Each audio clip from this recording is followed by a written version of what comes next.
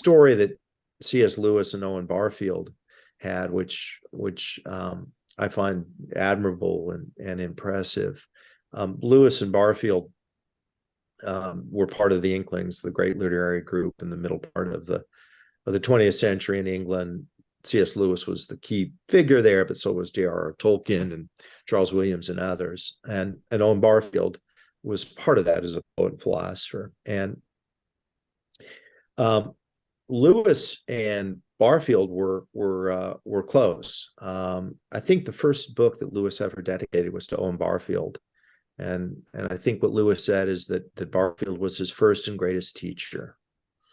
But Lewis and Owen Barfield had deep disagreements on pretty esoteric matters of faith. So they would debate. And in Surprised by Joy, Lewis's autobiography, he talks about these conversations and debates with Owen Barfield. And he said, Barfield and I would go at it hammer and tong late into the night. You could begin to feel and absorb the power of the other person's blows and arguments, and almost unconsciously you would begin to absorb what they were. What was interesting to me, and what I think we need to recapture as people of faith, is that Barfield and Lewis treasured their relationship in large part, not totally, but in large part, because they saw things differently, and they felt like that they were better because they had each other in their lives.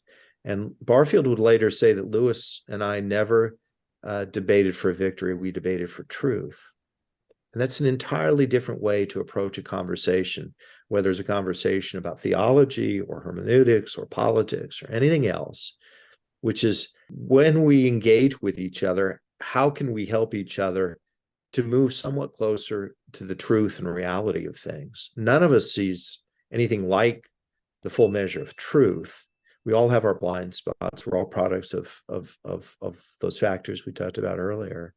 So the question is, how do we do it?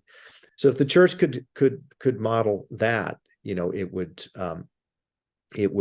help. The idea of trying to teach what human anthropology is, which is everybody is created in the image of God, and therefore dehumanization is not allowable. What it means to be instruments of grace and reconciliation, and to heal a broken world, and that can happen through the pulpit. It can happen through Sunday school classes. But it also happens just in individual lives. When you get to know people, their journey, their struggles, their hopes, their disappointments, the wounds that they've had over their life. And when you're able to connect with people on that level, that, in my experience, opens up all sorts of other conversations. What doesn't work in theology or politics, as a general matter, is if I come in and say, Travis, your human hermeneutics are wrong, and here are the 8 reasons why. And I just try and overwhelm you, mow you over with arguments. What's going to happen is to you is the same thing that would happen to me if you did that to me, which is you'd get defensive, you'd get angry, you'd want to lash out. Certain element of pride comes in. This person is trying to bully me.